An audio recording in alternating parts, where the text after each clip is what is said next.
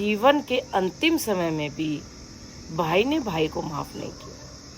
एक छोटी सी स्टोरी है, आपको मैं सुनाने जा रही हूँ। स्टोरी को स्किप मत करना, पूरी सुनना, और यदि स्टोरी पसंद आए तो शेयर जरूर करके जाना। दो भाई थे, दोनों भाई बचपन में साथ खेले और बड़े हुए। जब बड़े होने के बाद उनको काम करने की जरूरत पड़ी तो दोनों ने एक साथ बिजनेस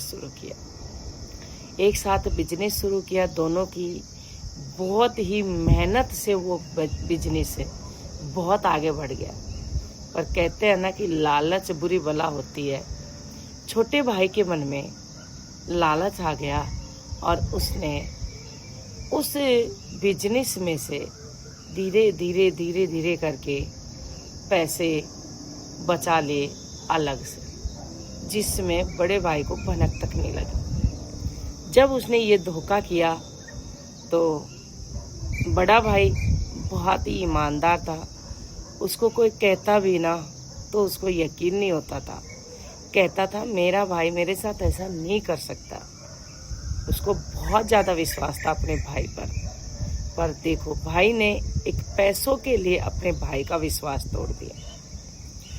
कुछ दिनों बाद दोनों के बीच में झगड़ा हो गया और दोनों अलग हो गए।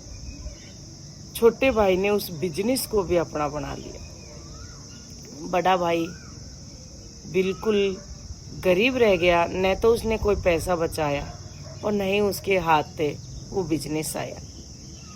उसने दूर जाकर घर बना लिया और मेहनत मजदूरी करके अपने बच्चों को पालता रहा। छोटे भाई ने जो पैसे बचाए थे उन पैसों से एक आलीशान बंगला बनाया और उसके बच्चे रईसों की तरह रहे। और जो भाई था गरीब, उनके बच्चे वही गरीब वाली जिंदगी जी रहे। समय जाता रहा, बच्चे बड़े होते गए और उस छोटे भाई के बच्चों ने उसको घर से निकाल दिया। और बड़े भाई के बच्चे बड़े प्यार से रखते, रूखी सूखी जैसी भी होती अपने माँ बाप को खिलाते। पर एक दिन बड़ा भाई बीमार पड़ गया और हॉस्पिटल में एडमिट रह गया। हॉस्पिटल में एडमिट होने के बाद जब इस बात का पता छोटे भाई को चला तो छोटा भाई बड़े भाई के पास पहुंचा अपनी गलतियों का पश्चाताप करने, क्योंकि उसने इतनी गलतियां करी थी, इतने धोखे करे थे। गलतियों की माफ़ी दी जाती है, धोखों की नहीं। इतने धोखे करे थे कि वो पूरी जिंदगी दोनों भाई बिना बोले निकल गए और कभी सुख दुख में साथ खड़े नहीं रहे। जब बड़े भाई के पास पहुंचा तो बड़े भाई ने जैसे ही उसको देखा तो मुंह दूसरी तरफ कर लिया। छोटे भाई ने अपने बड़े भाई से बहुत मिन्नतें करी, बहुत माफ़ी मांगी, पर बड़े भाई के दिल में उसने जो धोखे किए थे इतने गहरे घाव कर गए थे कि उसने उसको नज़र भर तक नहीं देखा।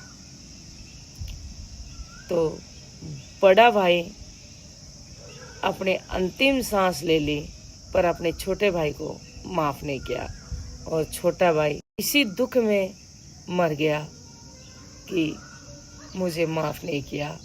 उसने पूरी गलतियों की माफ़ी मांगी थी, पर जब क्या होता, बड़े भाई ने यही कहा कि जब मेरा जीवन पूरा निकल गया इन्हीं दुखों में, जो दुख तूने मुझे दिए, अब गलतियां मानने से और माफ़ी मांगने से मेरा जीवन वापस नहीं लौटेगा।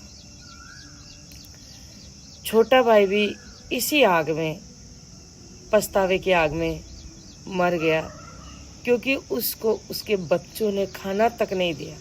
कहते हैं ना कि कर्म लौट कर आते हैं, और वो भी ब्याज सहित।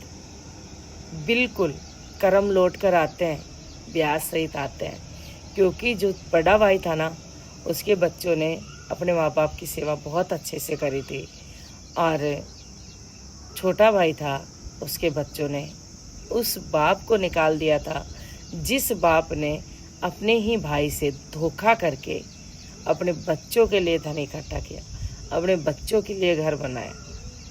तो कहते हैं ना कि भाई से जो दगा करता है ना वो कभी सुख नहीं पाता है और उसके कर्म लौट कर आते हैं। इसलिए मैं कहना चाहती हूँ कि भाई से ही नहीं, किसी से भी धोखा मत करो, क्योंकि ये जो पैसा है, ज़मीन है, जायदाद है, अपने बड़े बुजुर्ग करते चले गए ये मेरा और अपन करते चले जाएंगे, अपने बच्चे करते चले जाएंगे।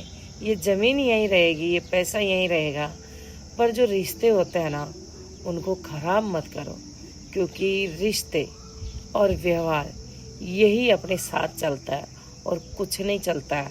खाली हाथ आए खाली हाथ जाएंगे। और यही विधि का विधान है कि जो आया है वो जाएगा।